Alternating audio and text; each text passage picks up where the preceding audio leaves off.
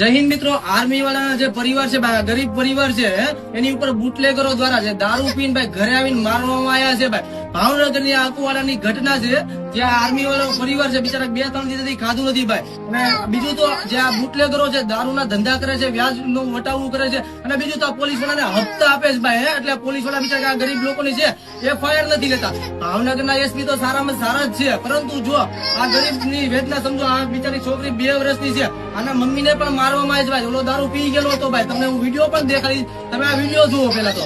આ વિડીયો છે જે દારૂ પીધેલો છે, નશામાં છે, ખુલ્લા ટી-શર્ટ પહેરી ઘરમાં આવીને મારવા મળે છે ભાઈ. જયારે ઓલા બે આર્મી વાળા પરિવારના 2 છોકરા છે, બંને છોકરાઓ છે એ આર્મી ઉપર સરહદ ઉપર છે, દેશની સુરક્ષા માટે છે. તો પોલીસ સેવા સુરક્ષા માટે છે ભાઈ. તો આવા બુટલેગરોને વ્યાજ વટાવને પકડવામાં આવે એવી વિનંતી છે. તો આપણે બેન આ બેન પાસે આપણે થોડાક રિવ્યુ લઈએ કે તમારી સાથે શું થયું છે બેન. અમને સાહેબ અહીંયા અમારા ઘરે ઠેઠ આવીને મારા જેઠાણીને મારવા માંડ્યા અને ઓલું કરવા માંડ્યા, ધરપકડ બધી મન ફાવે એમ ગાળું બોલવા માંડ્યો છે.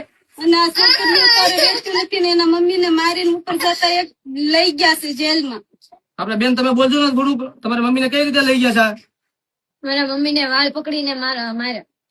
અને મમ્મીને પણ વાળ પકડીને મારવામાં આવે. વિચાર કરો, એ ખુલ્લા ટી-શર્ટમાં હતો પેલા તો, અને એ રીતનો કોઈ ગણિત નો કે કાયદા પ્રમાણે. અને બીજું તો પોલીસ છે સેવા સુરક્ષા શાંતિ માટે છે, તો લેડીઝ પોલીસ પકડવા આવે, પરંતુ આ લોકો પોલીસ વાળા પકડવા આવ્યા હતા, લેડીઝ પોલીસ નહોતી. એટલે આની ઉપર સખત કાર્યવાહી કરવામાં આવે. અને બીજું તો જો કદાચ આનો નિયમ અમને આ લોકોનો ન્યાય નહીં આપવામાં આવે તો ભાવનગરમાં જેટલા આર્મીની તૈયારી કરતા વિદ્યાર્થીઓ છે, આર્મી લવર છે ભાઈ, જેટલા આર્મીમાં જે લોકો રિટાયરમેન્ટ છે, બધા આંદોલન ઉપર ઉતરીશું. બરાબર, બાકી જય હિન્દ, જય ભારત.